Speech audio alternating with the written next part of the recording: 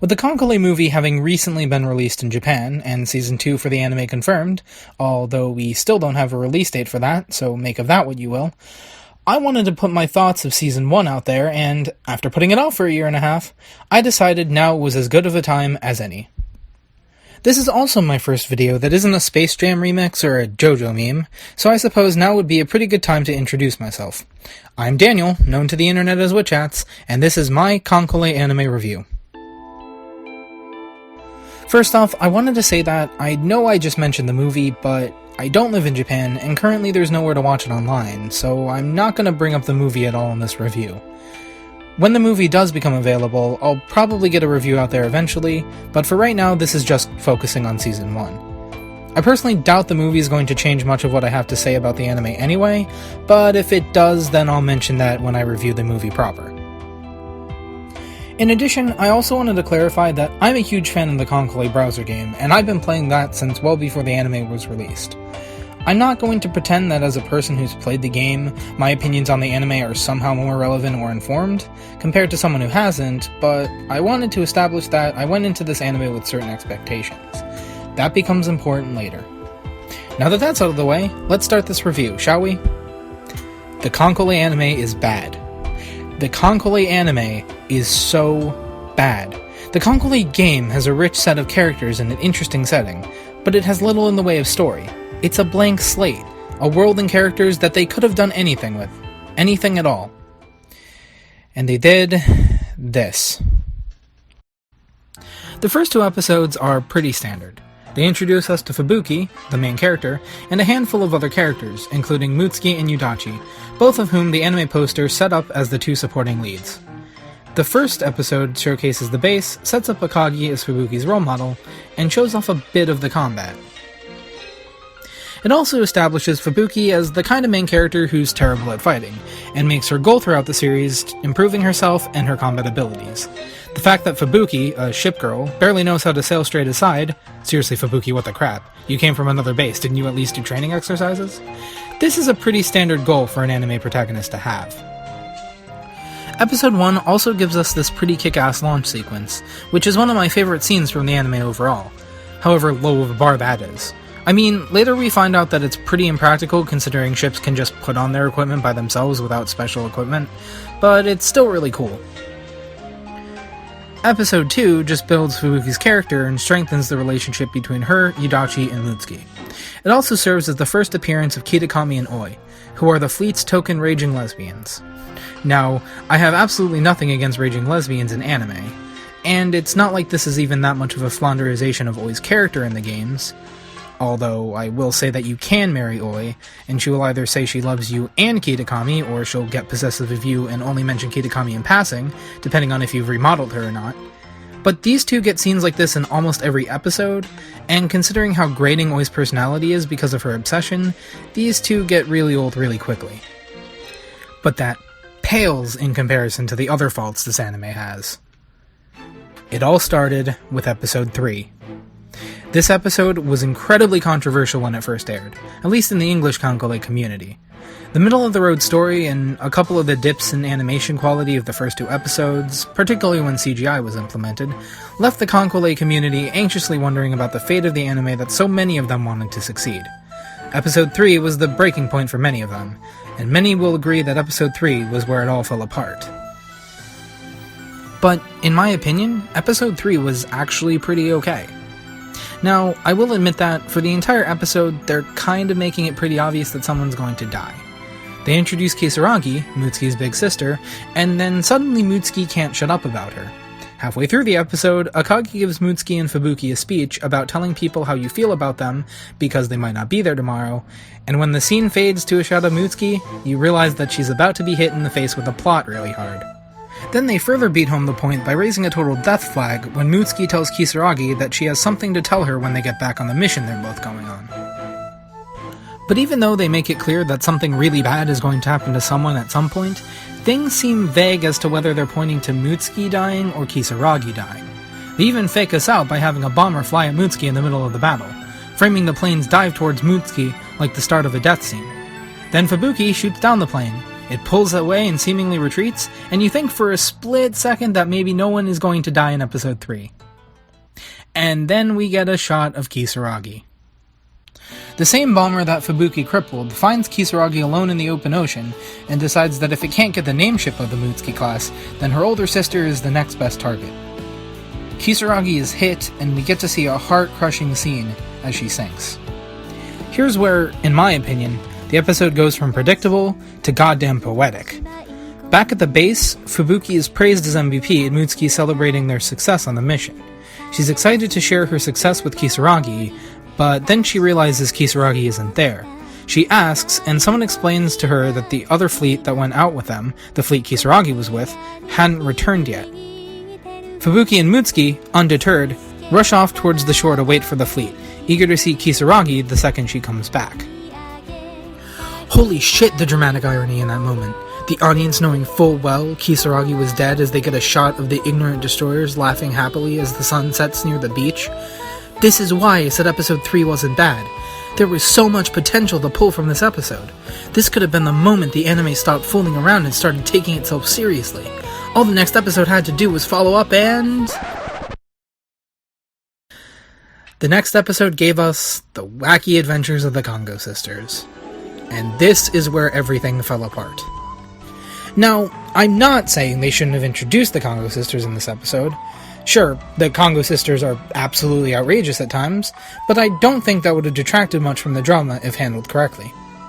No, the problem here is that the Kongo sisters were the focus of the episode. Seriously, this episode threw out all episode 3 had going for it. Instead of exploring the after effects of Kisaragi's death on our 3 main characters, we get Fubuki and the Kongo sisters running around to find Shimikaze because she's late for a sortie they were going on. Sure, we do see a little of the effects of Kisaragi's death on Mutsuki, and by that, I mean she's in denial over it, so she acts pretty much the same, except for the part where she waits by the shore for Kisaragi to return. Then, when Fubuki returns to the base after nearly sinking and needing Kongo to step in, bitch slap a shell away, and talk some sense into her, she hug rapes Mutsuki until she finally breaks down crying. Then we get one final scene that implies Mutsuki is no longer in denial, and is ready to move on from Kisaragi's death. So, basically she's going to act exactly the same as she's been doing. What the hell, KanColle anime? You kill off a character's sister and she gets no character development in the next episode? Hell, Fubuki gets more character development for Kisaragi's death in this episode than Mutsuki does. And therein lies the main problem with this anime. Fubuki is practically the only character who matters. A lot of people like to accuse Fubuki of being a bad main character, but I don't think that's the issue here. Despite some flaws and inconsistencies, Fubuki's characterization is pretty solid. I mean, she's plain, and I'll be the first to admit that she doesn't have any exceptional qualities that make her stand out, but she feels more down-to-earth and relatable that way. The problem is that Fubuki takes up way too much of the limelight. We never see other characters grow or develop in the way Fubuki does throughout the series. The anime seldom focuses on any other characters outside of short, brief scenes for comic relief or exposition, so we naturally lean solely on Fubuki's character to pick up all the slack. Unfortunately, Fubuki isn't the kind of main character suited for that kind of storytelling. She's not too plain to be a main character in an anime where the other characters can support her through their interactions and their own storylines, but this anime doesn't give her that. Sometimes it feels like it was trying to. The anime even sets up Yudachi and Mutsuki as being main characters alongside Fubuki as a main trio of sorts. But no, psych, they're just supporting characters necessary to get Fubuki off her feet. As if to drive home this point, the immediate next episode breaks up the fleet that Fubuki, Mutsuki, and Yudachi are in, separates them, and gives Fubuki a whole new band of misfits to work with. It's not even like this new fleet is devoid of interesting characters. Kongo is ridiculous, and Zuikaku and Kaga's rivalry is absolutely hilarious at times. But once again, all of them fall behind Fubuki as supporting characters who get very little character development and screen time in comparison. Mutsuki and Yudachi still interact with Fubuki, but it's little more than exposition, or Fubuki talking about what's been happening to her. We never hear about how Mutsuki and Yudachi have been doing, aside from a few offhanded comments, and they basically fall into obscure supporting characters after this. In short, Fubuki is the only character who gets any noticeable character development during these next few episodes. Speaking of the next few episodes, Episode 6. I don't want to talk about Episode 6. It's filler. It's cutesy filler. It's literally just cutesy destroyers doing cutesy things and being cute. Also, they make curry. It's totally unnecessary, and while I don't hate the Akatsuki sisters, if they were going to stop focusing on Fubuki for an episode, they could have at least shown off Yudachi and Mutsuki more. Episode 7 isn't really notable either. It's not filler in the same way that Episode 6 is, but it's just Fubuki interacting with her new fleet a bit, and then some more fighting. There are some pretty great scenes in this episode, namely Kaga's kill steal and Fubuki shooting a low-class aircraft carrier in the face, but it's just your average Mission of the Week episode. This brings us to Episode 8. Basically, the Admiral sends most of the Naval Base's ships, including Fubuki, to a forward base on Truck Island. It's there that they meet the battleship Yamato, who has a complex of being useless because she's never allowed to sortie. So at first, Fubuki convinces Yamato to sortie without permission, which she gets in trouble for because Yamato's resource consumption is too high. Yamato says it's fine, but Fubuki knows she still wants to go out to sea. So Fubuki, along with Mutsuki and Yudachi, decide, hey, let's take Yamato out on a boat and pull it ourselves. No, seriously. They put Yamato, who's a boat, on a boat. I'm on a boat! I'm on a boat! Everybody look at me, cause I'm sailing on a boat! I don't understand the physics of this episode. At first you might think, oh, she's not using her equipment so she's lighter, so 3 destroyers can pull her out to sea just fine. That makes sense. But no, because they get attacked by enemy planes, and Yamato pulls her 46cm cannons out of who knows where, and fires anti-air shells at them. So they were lugging the entire weight of Yamato and all her equipment around from the start. How? How do 3 destroyers do that? How does the boat not sink?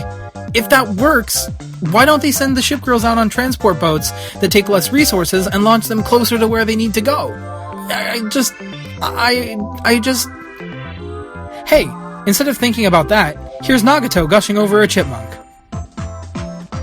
Actually, I really like this episode. Not everything might have made the most sense, but it focused on Yamato as a character, rather than focusing on Fubuki getting stronger. Not to mention, I love the scenes between Nagato and Mutsu here. Mutsu is basically my favorite KanColle character ever, and is my literal in-game waifu, so watching her troll Nagato is pretty hilarious. Their interactions become a point of contention for me in the later episodes, because for all the generic Syscon characters they have in Kantai Collection, the anime had to take Mutsu, one of the characters who isn't a Syscon in the games, and hook her up with her sister, but this particular exchange is cute. Unfortunately, every time the anime throws us a decent episode, it just has to turn around and screw it all up.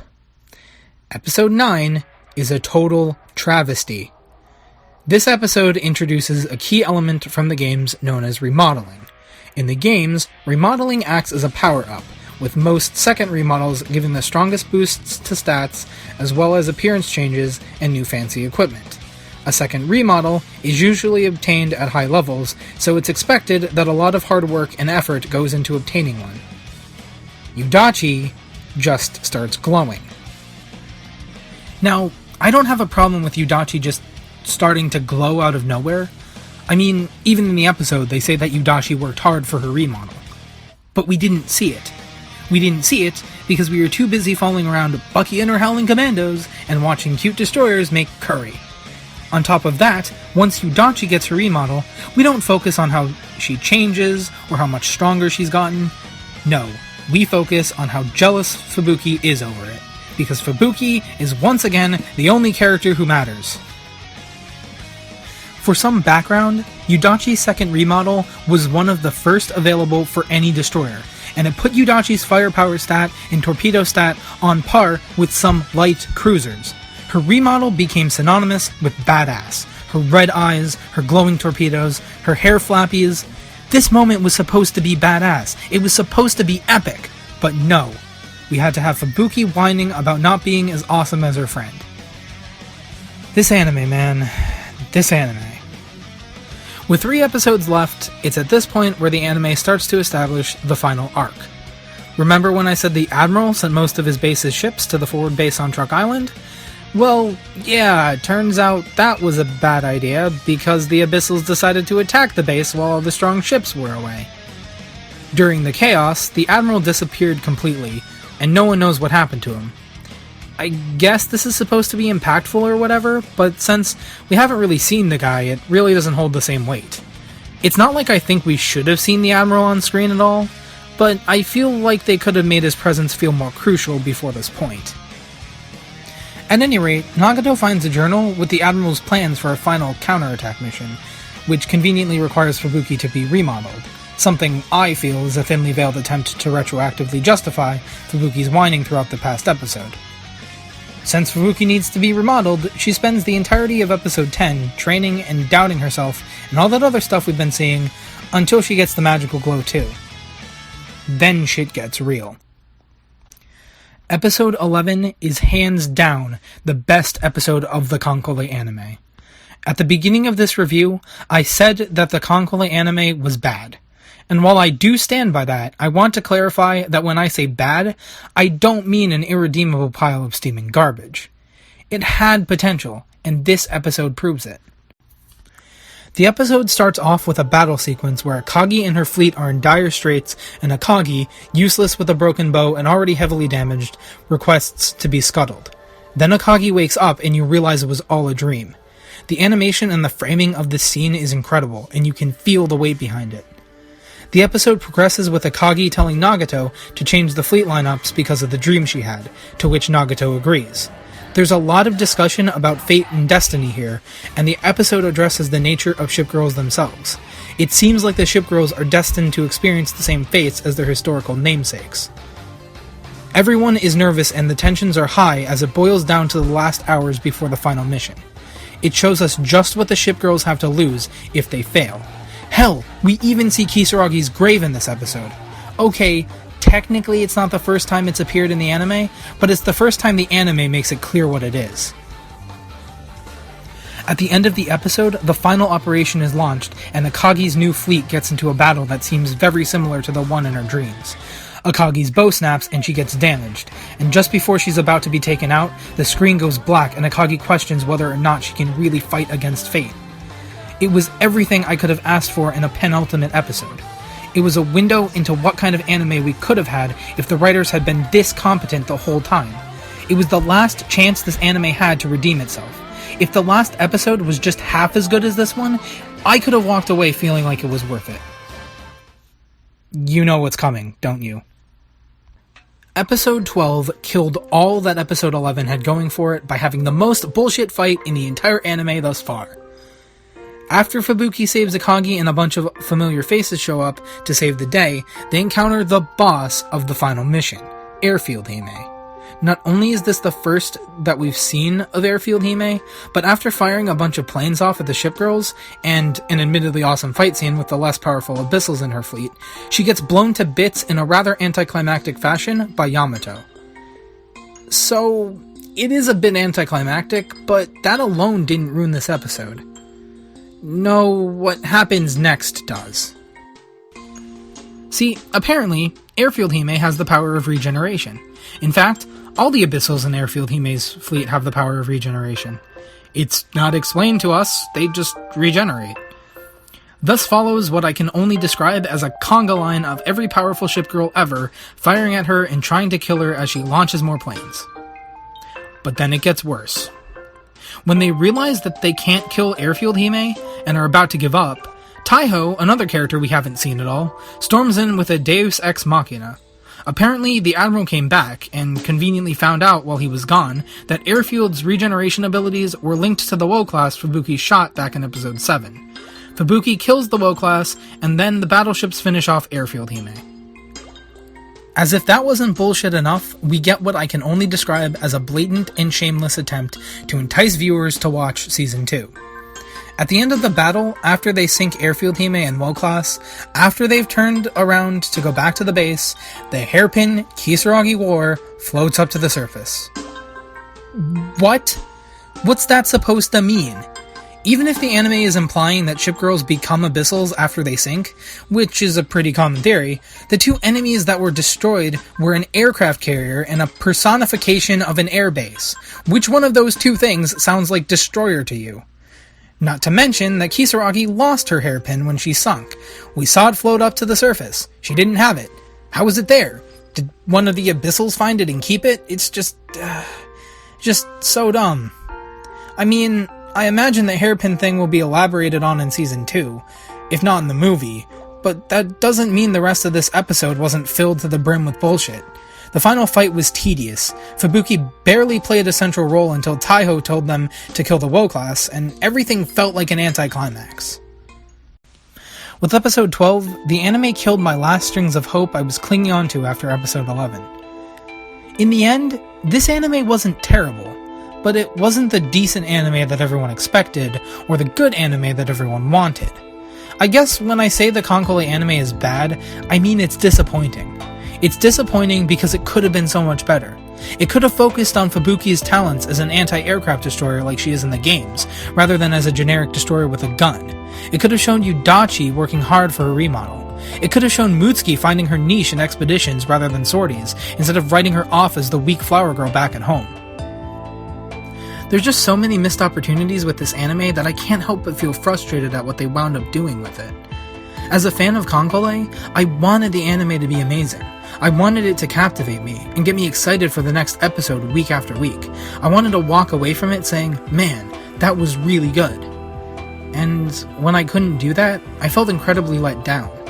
It's bad, but it doesn't need to be. It had the makings of a good anime, but it was snuffed out by poor writing decisions and a desire to shine the spotlight a little too brightly on the main character, rather than letting supports come in and fill the gaps. As for the movie and the second season, I don't have high hopes for either of them, but for the sake of the franchise I love, I hope I'm wrong. Well, at least we got the opening and ending. I'll be damned if those aren't two of the best opening and endings to an anime ever. In fact, I'm gonna go listen to them right now. Later, guys.